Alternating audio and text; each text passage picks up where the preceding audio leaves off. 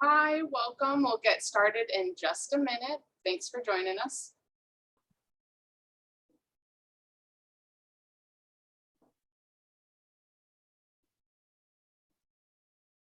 All right, so welcome to SIREN Coffee and Science. I'm Nessia Berner Wong, and I'm a Senior Policy Analyst at ChangeLab Solutions. Today's conversation is the fifth of 6 Coffee and Science events on topics related to alignment and advocacy, which refer to roles that healthcare can play to address social needs at the community level. I'm really excited to talk today with Lauren Poor, who is a regional program manager with the Healthy Food and Healthcare program at Healthcare Without Harm.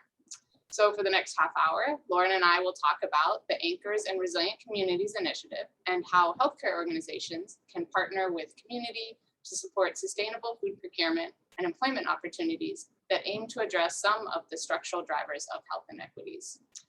Before we launch into this conversation, I will share a few logistics. We definitely welcome questions. If you have a question, please submit it via the Zoom Q&A feature and not the chat feature. We've also activated the upvote and comment features on the Q&A and invite you to interact with other participants' questions. In past sessions, there have been some great discussions occurring between audience members, so let's keep that going today. And as a reminder, today's conversation is being recorded and will be released as a podcast in about a week. So let's dive in. Hi, Lauren. How's it going this morning? Hi, Nessia. I'm doing great. How are you?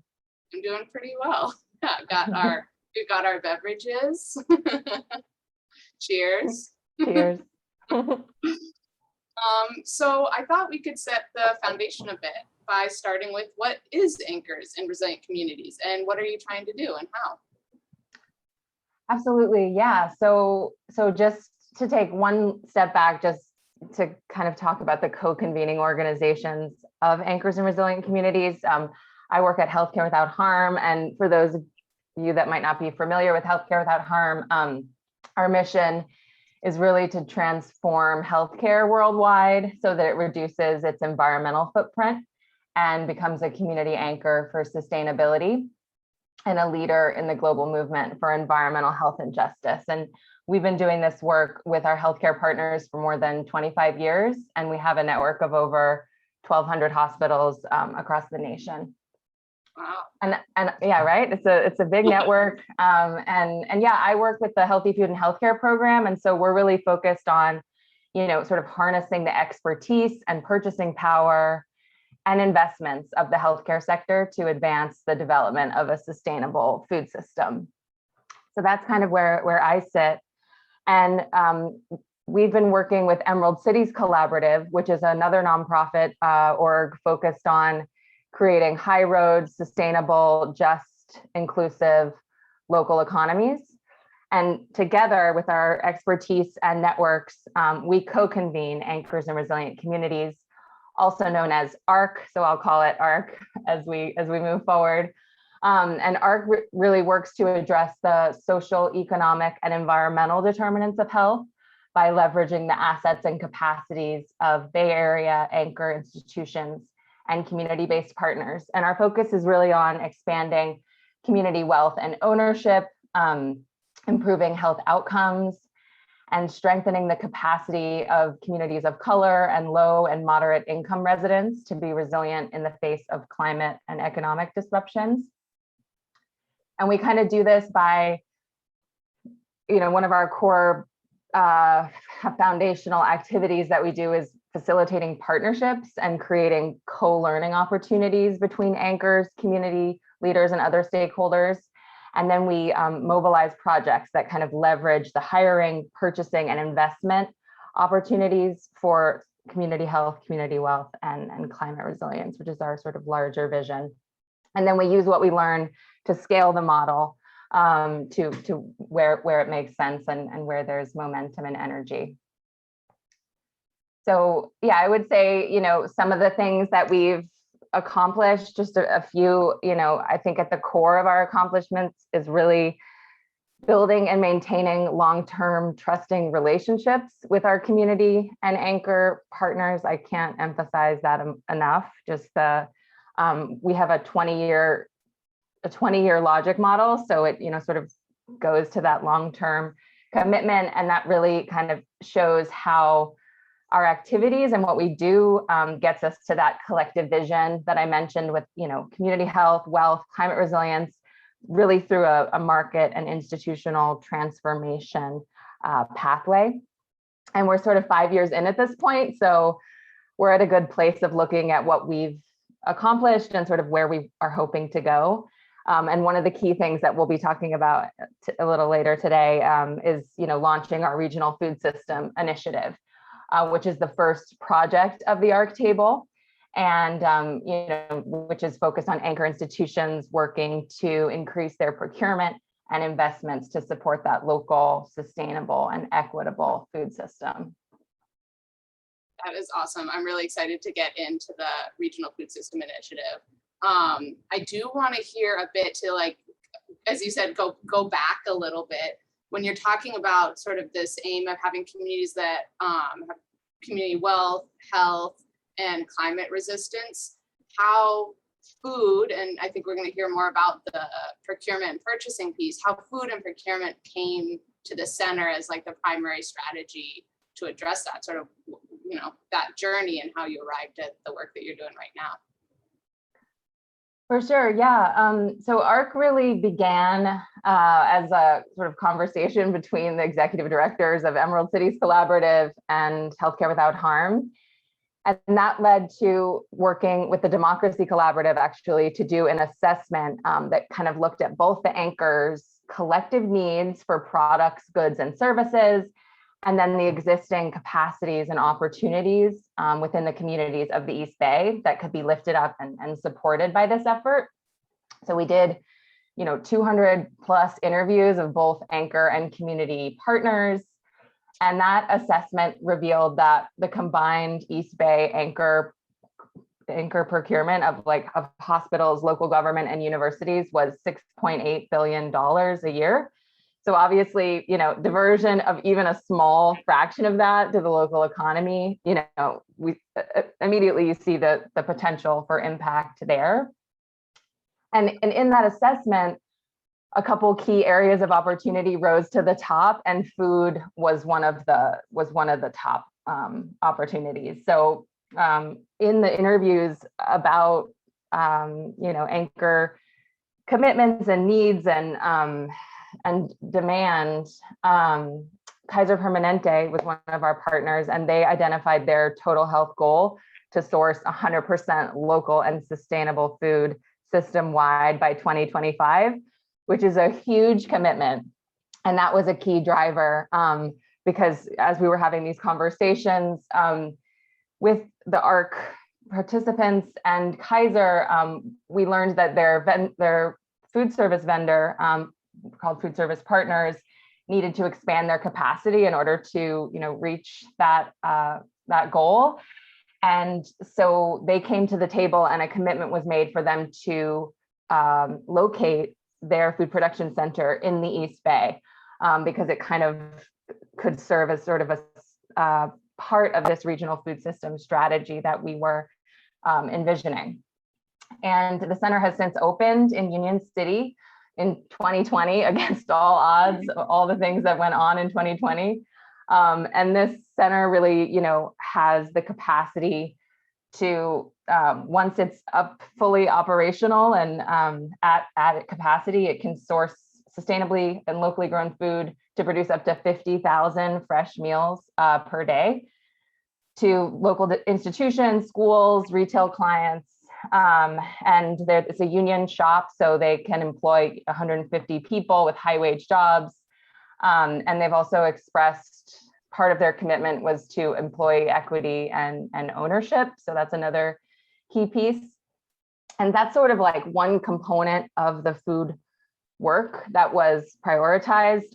Sort of larger goals of that initiative are really to, when I say that initiative, I mean the regional food system initiative of ARC, is to aggregate institutional demand for local and sustainable and equitably grown food products, as well as increasing community-owned food business and manufacturing opportunities, and then increasing opportunities for local Black and Brown producers who have been historically excluded from institutional markets to sell their products to that institutional market. So those are sort of the larger goals that came out of that initial assessment, and then working with our partners and figuring out what was ripe and ready.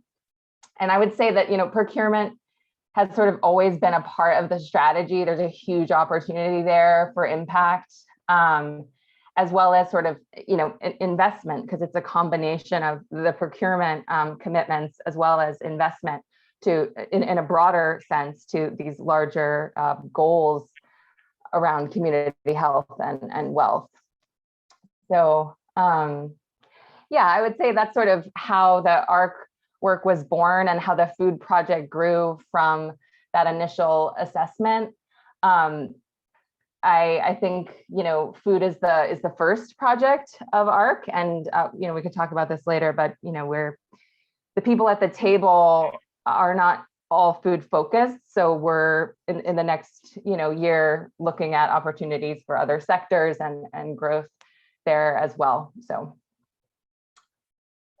that's super, it's super exciting and inspiring, because I think, all these healthcare without harm, ChangeLab, all these public health or healthcare, health system oriented organizations have been on this journey of, like, it started with health systems looking at how we can improve the health and nutrition of the folks that come in our building. How can we look at sort of what they're eating, is like if you're crossing with food systems, and then really sort of on this journey to understand that the food system is super intersectional. You have to look up the food system supply chain and at the values that you're supporting in it. And it's really inspiring to see all of this about sort of valued work for supporting local economies, sort of undoing a lot of structural harms that have been done to all of these groups to show up in the work that some, as you said, some big, powerful institutions that have a lot of dollars out there,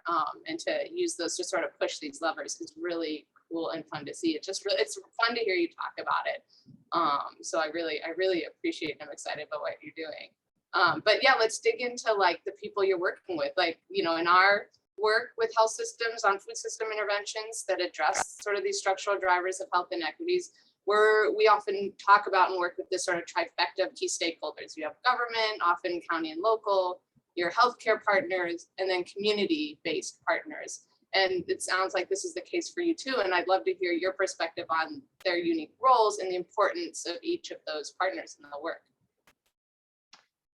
Yeah, for sure. I think, just to start with what you were saying about sort of the valued workforce and local economies and sustainability and climate sort of centered work, I think the core partnership here of the co-convening organizations is a really important one as well, because Healthcare Without Harm, brings the healthcare anchor relationships, and then Emerald Cities Collaborative brings the sort of local economies, community-based organizations relationships. And so together, we kind of collectively are able to prioritize all of those values. So that's kind of a key foundation of our work together. And then the ARC table sort of at large, kind of when we say the ARC table, but it's not necessarily a table, obviously, because we're all virtual these days anyways at our own tables. Well, maybe actually not everyone's virtual, but in the nonprofit world, a lot of us are.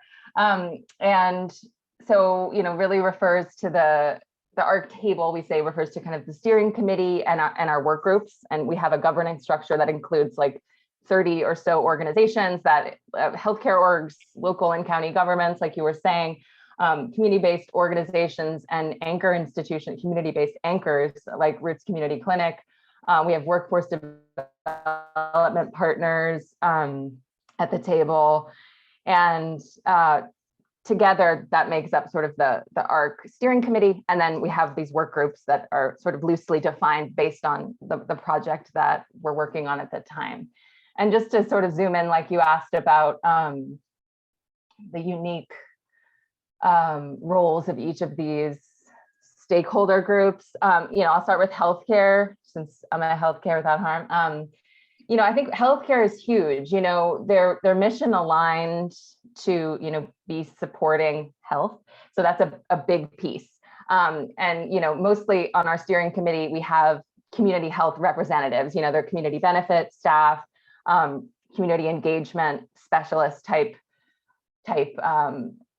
leadership on our steering committee. But, in addition to their health goals, they also have, strong and evolving sustainability goals, like I mentioned, and equity commitments. And those commitments kind of further deepen their alignment with the ARC table and work. And I think, they're figuring out how to sort of combine those commitments and how they work together and who's working in which direction to meet those commitments.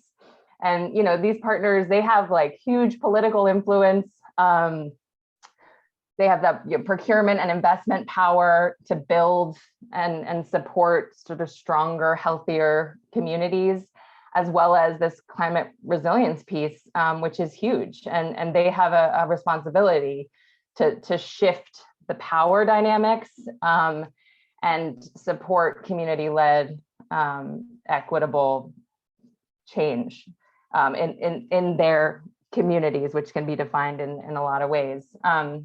So yeah, I think that's sort of the healthcare side. And like you were saying, the healthcare has a lot that they can do internally inside the walls related to food and their values-based purchasing, that kind of thing, their menus. There's a lot of strategies they can do internally. And then outside, obviously, the collaborations with community organizations, businesses, their community benefit work. So there's a lot of potential there. We've also got at the table local and county government partners. And I feel, they have really the like sort of connectivity and the clout to kind of pull together cross-sector projects. So for example, one of our partners on our steering committee is Alameda County, and we've got All in Alameda, and they have this big, circular food economy plan and for the county, and they've been able to mobilize funding and a lot of organizations to implement that circular food economy effort. And so I think that's the sort of like organizing, structural organizing capacity there is a big one, and bringing together partners. And then obviously community-based partners have the people power and have the connection to their community members, deep roots in understanding, what is needed to actually support health and wealth and resilience. So that's sort of, the foundation, I think, of the groups, that's the root. Yeah. Going off of community, I think, obviously the intent of this work that you're doing is to make change, within communities, and them being obviously wanting them to be incorporated in part of the process. How did you engage with and incorporate the priorities of the communities that are targeted by what you're doing in the process and implementation of your works? Like the big players are at the table, and I think what we're constantly learning how to do better is have authentic and good engagement with community. For sure. Yeah. And I mean, everyone is always learning. And I think that, community engagement is an ongoing, process. And I think in the beginning with ARC, that sort of initial assessment that I talked about actually, was a helpful tool to engage and identify community partners, because they did, with the Democracy Collaborative, a lot of interviews with community partners, which allowed to kind of understand, okay, where are you at? What are your priorities? This is this effort we're trying to pull together. It kind of just like starts to build relationships and collective intention together. So I think that actually played a key role in who was coming to the table in the beginning. And obviously Emerald Cities Collaborative had existing deep relationships with community organizations in the Bay Area and trust there. So that was a big piece as well. Also, I would say sort of this co-learning. I was talking about how like one of our things is sort of co-learning opportunities, one of our key activities, and starting off with that mindset of like, you know, we're learning as co-convening organizations. The anchors partners are learning. The community-based partners are learning as well, depending on the topic. Who is the expert is a rotating position. And this kind of gets at that, at the power, trying to balance some of the power to kind of upset a lot of the power imbalances that we often see in collaborations between anchors and community groups. So I think the co-learning piece is important and gets everyone like on a foundation to be able to work together in a way that's a little bit more balanced. And then again, yeah, just shout out to our partners at ECC again, because the sustained community engagement, you know, it's been 5+ years at this point. So we have some people at the table that have been there since the beginning. And so, you know, our partners at ECC really have helped kind of maintain those community-based relationships.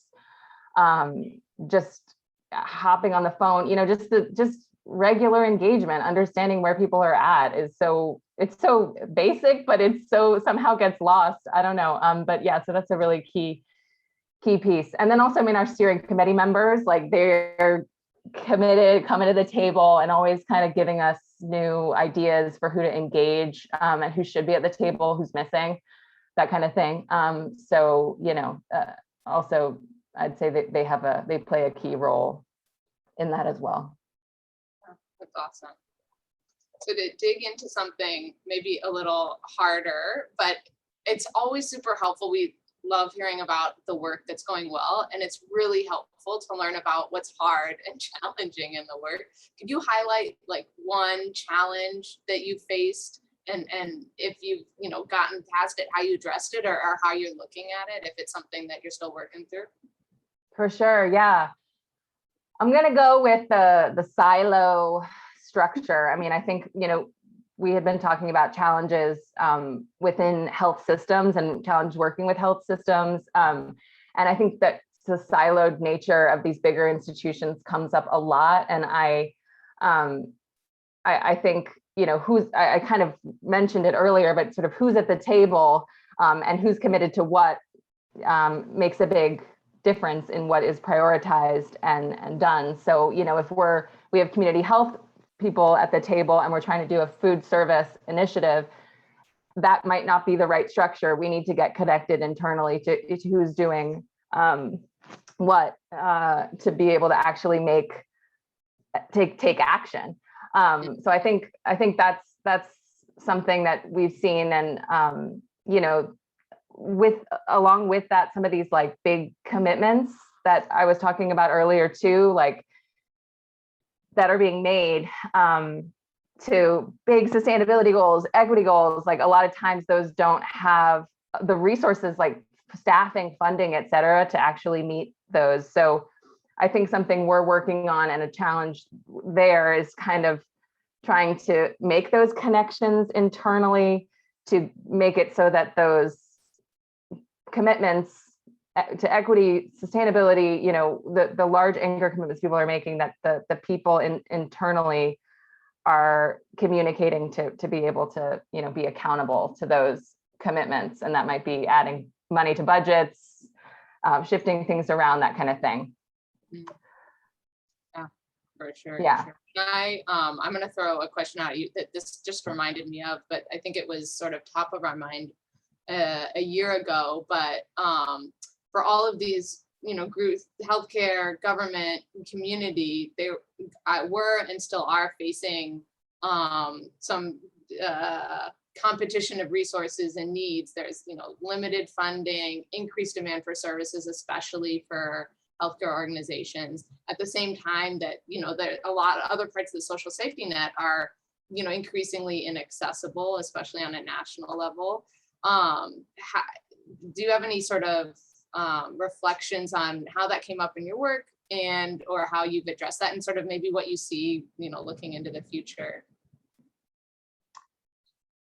Yeah, I mean, I think, to just focus in on hospital food, as to kind of zoom in from the question, and let me know if I'm going astray, but to what you had asked. But, obviously during COVID-19, the healthcare sector has seen huge impacts to who's coming in to the hospital, et cetera, just endless. I won't even go down that road because we all know. But, I think that it's really laid bare a lot of the inequities in our world, and it's really highlighted the need for these institutions to step up and make big commitments and back those commitments with resources and time and relationships and commitment. And I think,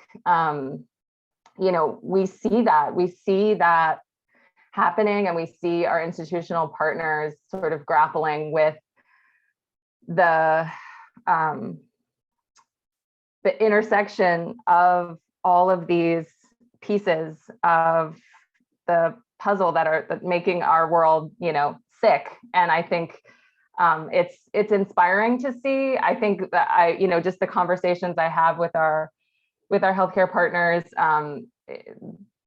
the work is happening, and I think it's one step at a time. But I am inspired to hear just even people's language and how they're working through talking about some of the bigger issues that are sort of foundational to the inequities in our society. So I would say I'm hopeful, and sort of, I don't know if I got. Yeah.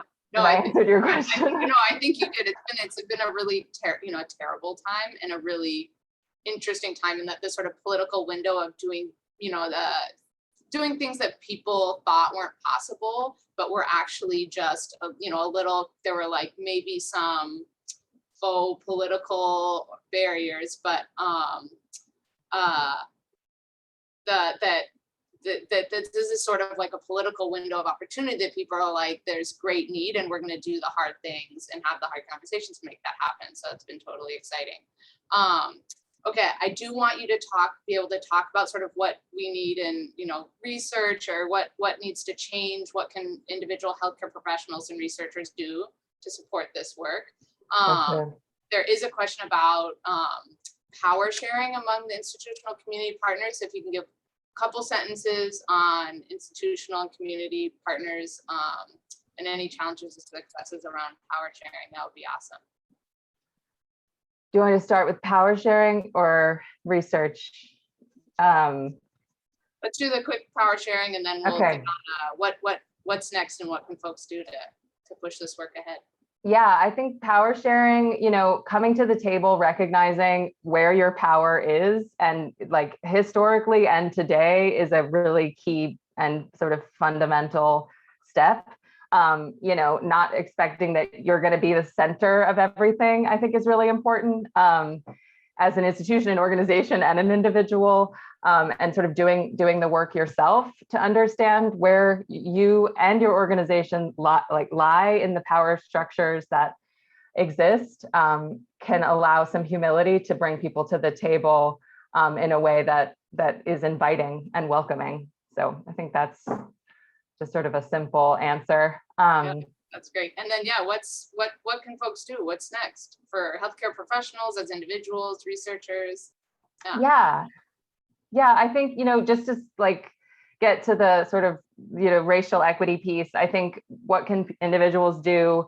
I think advocating for racial equity internally at your organizations, the work to dismantle white supremacy culture cannot be understated. It's foundational to making the changes that we seek for the health of the people and the planet.